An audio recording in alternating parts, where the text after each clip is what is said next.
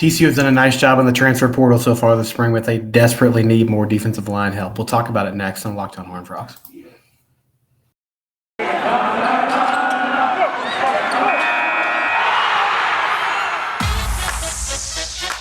You are Locked On Horned Frogs, your daily podcast on the TCU Horned Frogs, part of the Locked On Podcast Network, your team every day.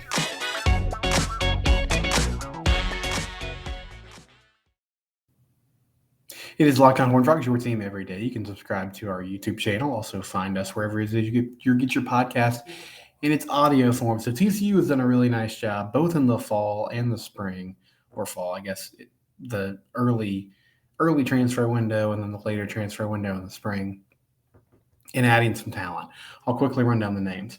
Landed quarterback Chance Nolan from Oregon State.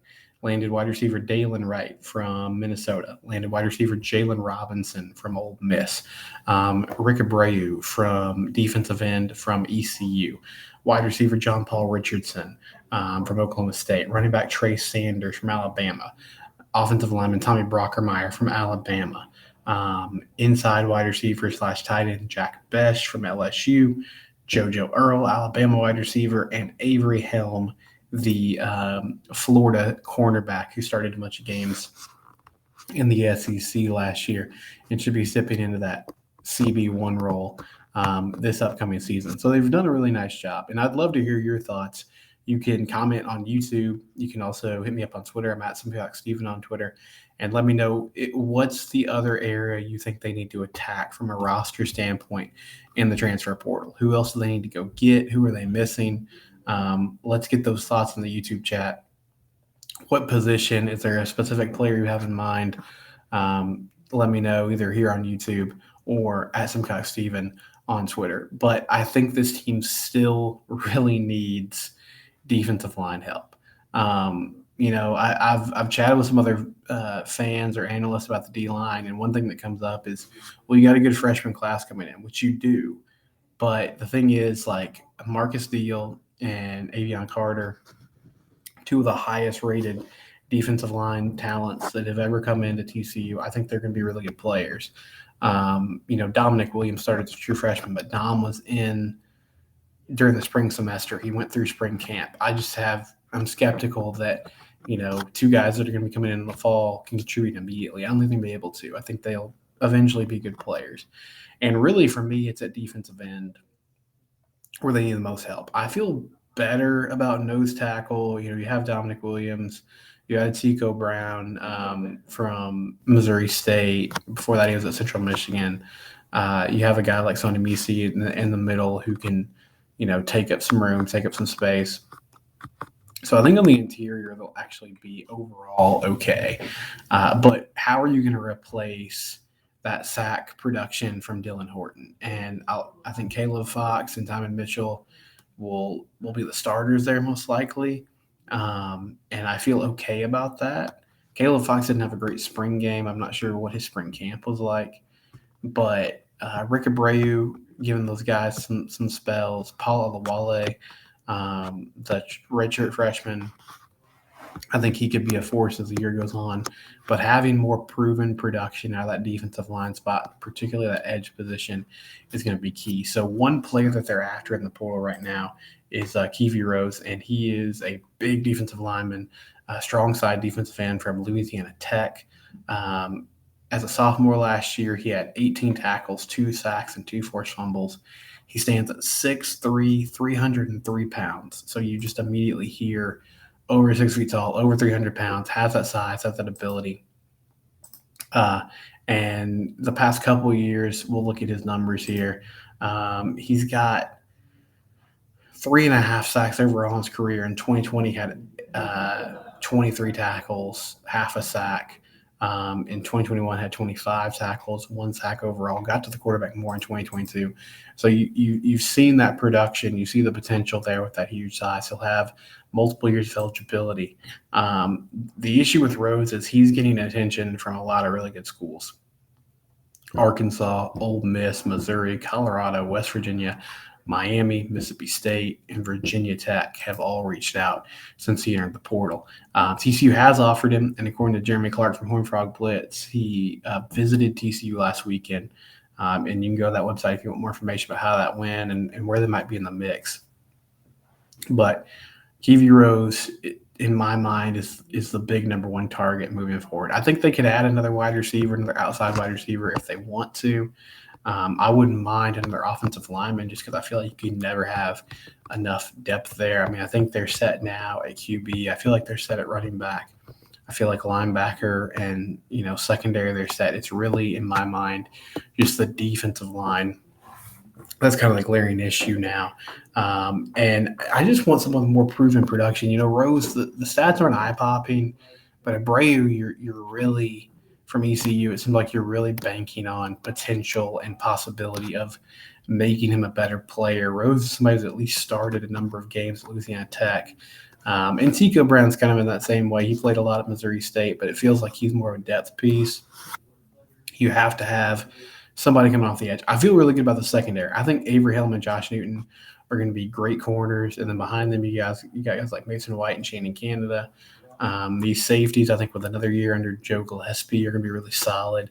This linebacker crew, I feel like is going to be good. To me, it really hinges on the success of this defense. Is going to hinge on, can they stop the run and can they get to the quarterback? Because you saw early last season when they struggled to get to the QB, even though they had, a really good back end of the defense, guys just eventually get open, right? And so you have to have somebody who can put pressure on the quarterback, who can, stand up at that defensive end position, hold their ground, maintain their gap control, and make it happen. And so Rose, in my mind, Keivie Rose, the Louisiana Tech transfer, that should be priority number one in the portal. But I want to hear from you. Who do you think TCU should pursue in the transfer portal, or what position do you feel like they should be targeting in the transfer portal as this portal window comes to an end? Remember, the portal window closed over the weekend, so I think at this point we're probably safe. I doubt we see anybody else leaving the Frogs, maybe one or two guys that trickles out late that they enter the portal, but I wouldn't think they would be big names. I would think they would be more depth pieces as we sit here today in early May. When we come back, I want to talk about a player that's returning the TCU basketball. We'll do that in a moment. Before we do that, though, I do want to talk about FanDuel. FanDuel is the official partner of the NBA playoffs. Man, I'm super excited about this Lakers-Warriors series. I was watching that last night. It was fun. Lakers end up winning game one. Huge game from Anthony Davis. If you want to get in on the action, betting money lines, betting parlays, prop bets, whatever it is, you go to fanduel.com/lockedon, and they have this cool deal going on right now. Bonus bets, no sweat first bet. So you can put your first bet down. It can be as little as $5. And if you lose, you can get up to $1,000 in bonus bets potentially. So FanDuel putting that on, not putting a ton of pressure on you to hit on that first bet. They have kind of a mulligan extra opportunities for you moving forward. They also have the FanDuel app, which is safe and secure and super easy to use. FanDuel.com or the FanDuel app. Either way, they're the official betting partner of the NBA. Also, Major League Baseball's in full swing right now. NHL playoffs are going on. So check out FanDuel today and see how you can get on the action. They are a proud sponsor of the Locked On Network. So things are pretty quiet now with TCU basketball. They've added a few guys in the portal. I've run down those names before, but I can do it quickly here. Avery Anderson, point guard out of Oklahoma State. Jameer Nelson Jr., guard from Delaware. Essam Matafasa, the big man from Coastal Carolina. And Trey Tennyson, guard from Texas A&M Corpus Christi. They're awaiting decisions from Emmanuel Miller and Damian Baugh. It seems like they're also pursuing maybe one or two more players in the portal, but Jamie Dixon and the staff have done a nice job of constructing this roster, getting it back together with the departure of Mike Miles happening this season.